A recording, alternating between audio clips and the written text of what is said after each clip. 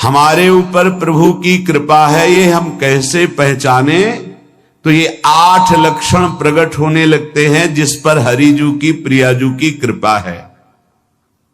पहला, घोर अपराध करने वाले के प्रति भी दया की भावना,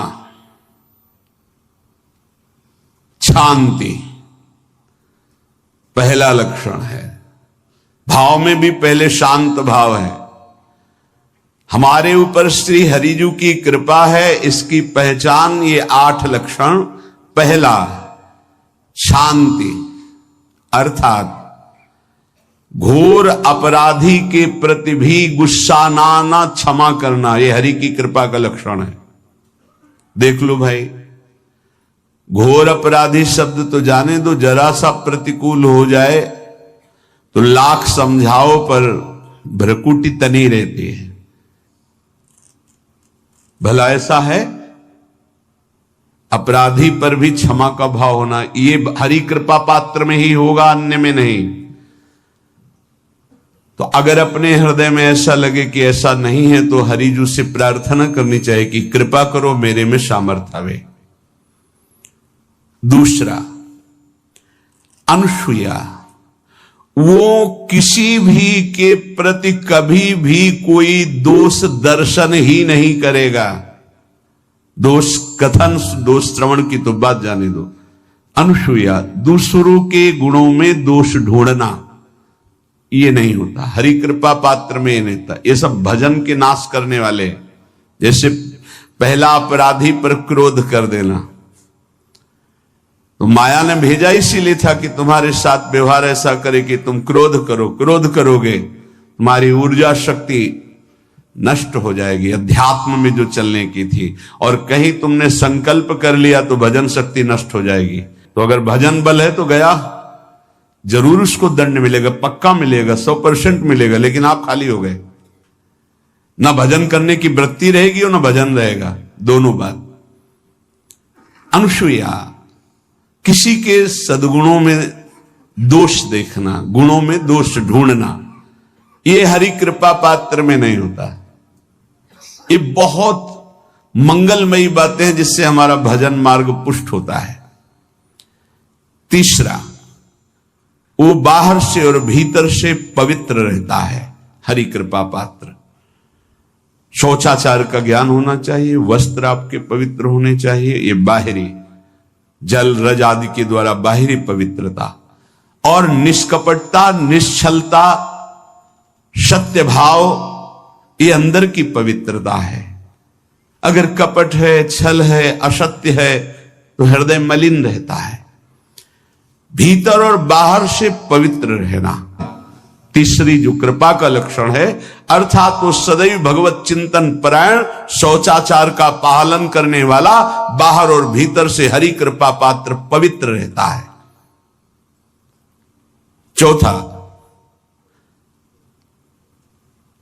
ऐसे कार्यों का अनुष्ठान न करे जिनमें हमारा भजन छूटता है, जिनमें सत्य छूटता है, जिनमें भगवत भाव छूटता है। जैसे आपके ऊपर कृपा हुई, आप भगवत मार्ग में चल रहे हैं, अब आप ऐसे संसारिक कार्यों का अनुष्ठान कर रहे हैं जिनमें आपकी चित्तवृत्ति बिल्कुल भगवत विमुख हो रही, तो जीवन का लाभ क्या होगा? लाभ तो है भगवत स्मरण सहित। जैसे कल एक ने प्रश्न किया कि मैं खाता तो नहीं हूं लेकिन मांस की दुकान में मांस बेचता हूं, होटल आदमी, क्या उचित है? ये उचित कैसे हो सकता है?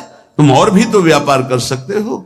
जरूरी है धर्म का पालन करने की इच्छा करते हो, धर्माचरण करते हो, ऐसा नहीं। तो विरत बहुकर्मा, उन कर्मों से हमें विरत रहना है जो हमारे धर्म के विरुद्ध है, जो भजन के विरुद्ध है। हरि कृपा पात्र ऐसे कर्मों का अनुष्ठान कर ही नहीं सकता। अपने भजन का फल देखना भगवत कृपा पात्र के, सबको प्रदान कर देना। हिम्मत है? अपने भजन, इतनी मेहनत से किया हुआ भजन, भजन होने के बाद हे प्रभु इस भजन का फल हो, सर्वे भवन्तु सुखिना सर्वे सन्तु निरामया। यहां तो कहते महाराज एक माला रोज आपके लिए करता हूं कि आपकी बीमारी ठीक रहे, तो शेष किसके लिए करते हो प्रभु? शेष क्या? अगर इष्ट और गुरु के लिए तुम्हारा है कि एक माला करते तो फिर इतनी माला करते तो हमें क्या होगा? सब आपको दे देंगे तो हमें क्या होगा? तभी भजन का रहस्य नहीं जाना। छठवां, अपने भजन से अपने लिए कुछ भी ना चाहना और दूसरों की तो बात जाने दो, दूसरों से कुछ ना चाहना ये तो ठीक है, अपने भजन से अपने लिए कुछ ना चाहना है हिम्मत। देखो ये हरि कृपा पात्र में हिम्मत होती है। अपना भजन अपने प्रयोग में ना लाना, इसका भी आंतरिक रहस्य है। अपने प्रयोग में आप शरीर को लेकर के बोलेंगे, अगर स्वरूप को लेकर तो प्रयोग की कोई वहां जरूरत ही नहीं, स्वरूप पूर्ण काम है, वहां कोई अभाव नहीं। जब आप कोई भाव अपने लिए करेंगे तो देह भाव होगा, देह भाव से किसी विषय की मांग होगी। विषय पूर्ति भजन का फल नहीं होता, भजन का फल होता विषय निवृत्ति। बहुत जोर की बात है, कैसे समझ में आए? अपने भजन का भी फल अपने लिए नहीं, दूसरों से कुछ चाह रखना तो बात ही जाने दो, भजन से भी कोई अन्य सुख की चाह नहीं हुई। क्या चाहिए? भजन ही बनता रहे, भजन का फल भजन बनता रहे, खूब निरंतर जप करते रहे। सातवां, किसी भी मान सम्मान कीर्ति पद प्रतिष्ठा के मिलने पर हृदय का असंतुष्ट हो जाना, यह हरि कृपा पात्र का लक्षण होता है। प्रणाम नमस्कार जय हो तो हृदय में असंतुष्ट हो जाना चाहिए। कोई किंचन मात्र अभिमान न उदय हो जाए। प्रभु बचाओ, ये माया की चकाचौंध से बचा लो नाथ। कौन सा अपराध बन गया कि आपकी जय की जगह यहां हमको ऐसा सुनना पड़े। मान प्रतिष्ठा कीर्ति जिसके लिए बड़े बड़े लालायित रहते, हरि कृपा पात्र को विष की तरह चुभती है। और आठवां, किसी भी प्राणी समुदाय से संबंध ना रखते हुए सब पर दया की भावना, सब पर कृपा की भावना, सब पर करुणा मैत्री, पर किसी से ममता नहीं। ये सूत्र बहुत व्यवहार में प्रयोग करने योग्य है। सबसे करुणा और मैत्री, पर किसी से ममता नहीं।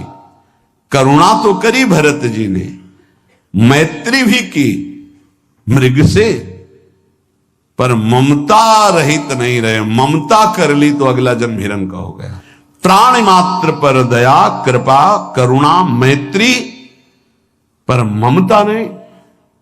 ममता किसी से, और यहां करुणा मैत्री ये तो गायब हो गई, केवल ममता रह गई है।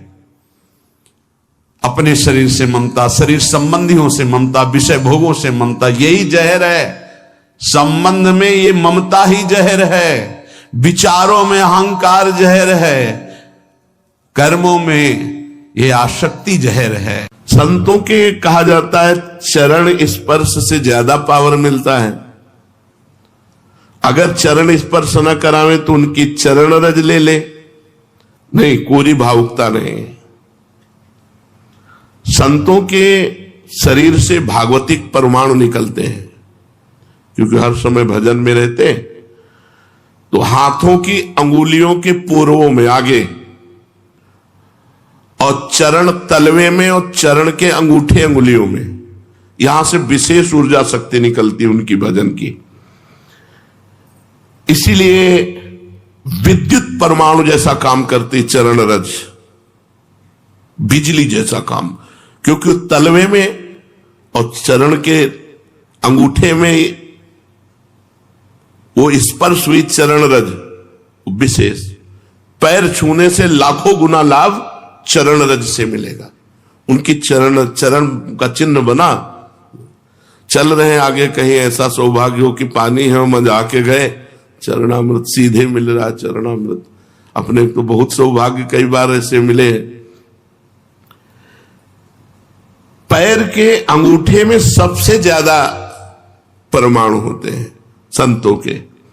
अतः जहां जहां संतों के चरण स्पर्श होते हैं वहां वहां की रज पूरे शरीर के विद्युत को उस रज में, उनके शरीर में जो ऊर्जा शक्ति भजन की वो उस रज में, इसलिए उस रज का। और यहां वृंदावन की रज तो महारानी जी की चरण रज है। सद्यो वसीकरण चूर्ण मनंत शक्तिम तम राज